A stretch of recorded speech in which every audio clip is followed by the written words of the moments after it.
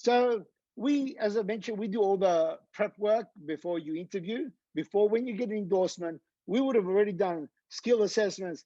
We would have done those reference checks. We would have done the pre-screen twice of a candidate. They would have already done their behavioral and cognitive assessments, which we would share with you when you uh, are deciding who you really want to hire, so that we make sure that you are making a wise decision when hiring.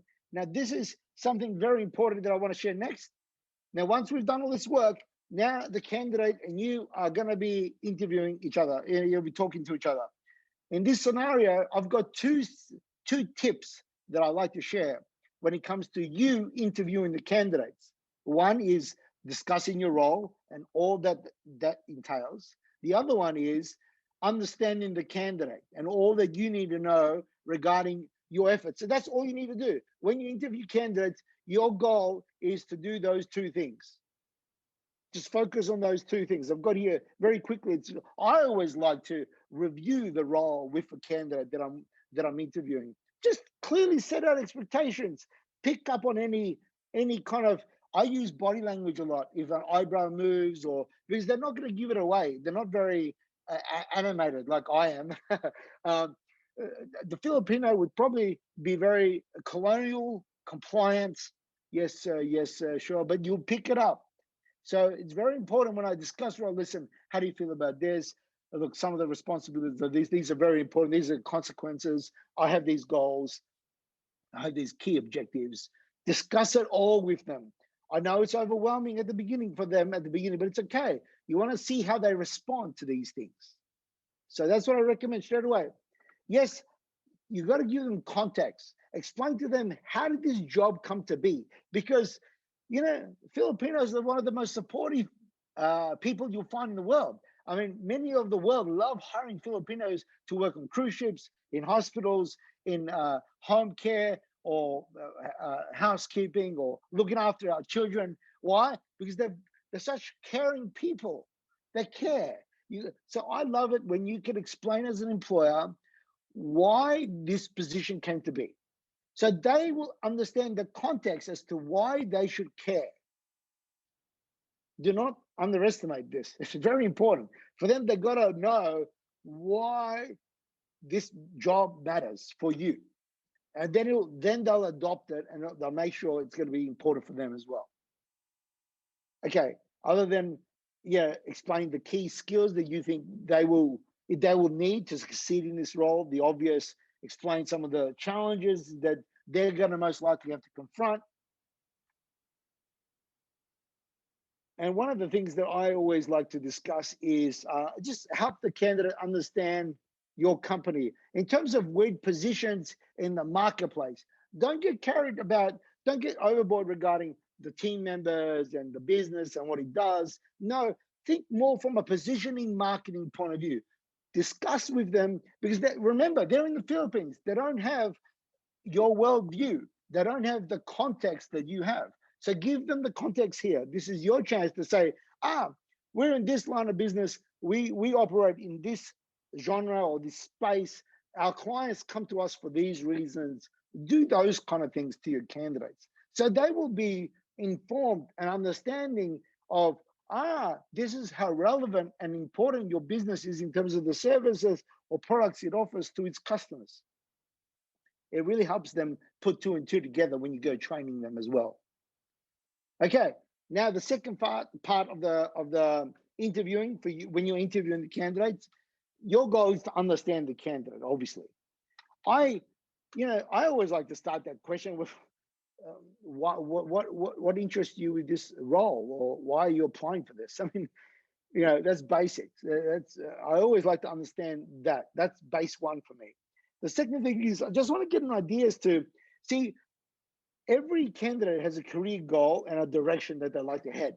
I like to see myself as an airport, and I like to see my candidates and my employees that work with me as airplanes landing at my airport.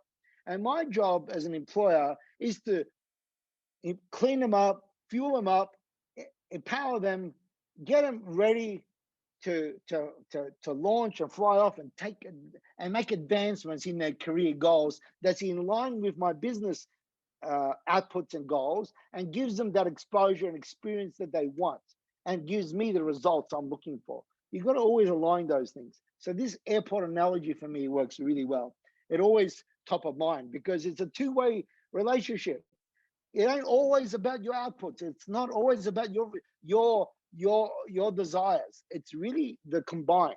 If you can help them achieve the results, I mean the experiences there and learnings and growth that they're hoping to gain, or in your environment, called as the employer the job, then you know that they have an invested interest to fulfill your key goals and objectives in the role. So the other thing, this is why we do the cognitive assessments and the behavioral assessments, um, because behavioral assessments often determine very clearly the behavior that you're going to experience when you hire the person.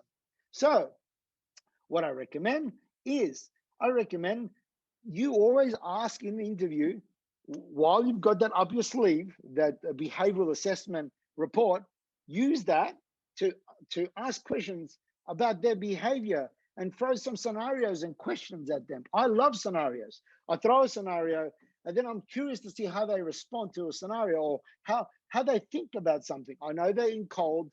I know they don't really know.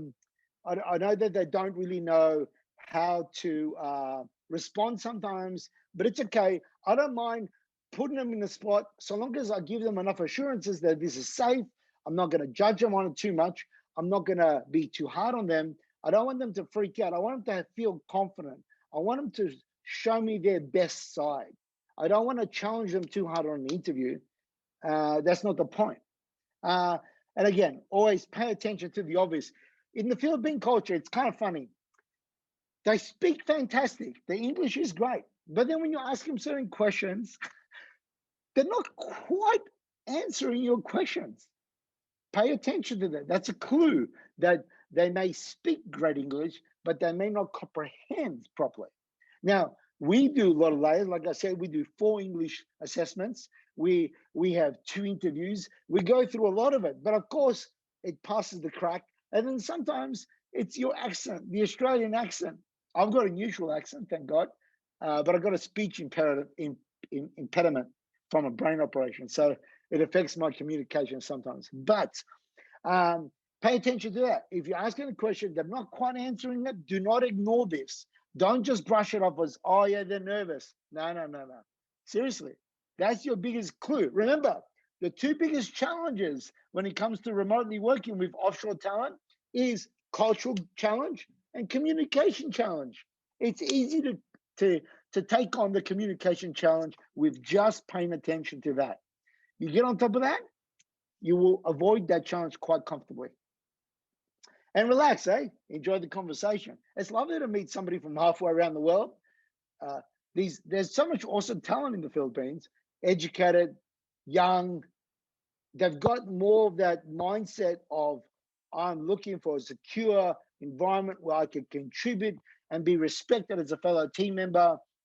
I want to grow. I want to look after my family obligations.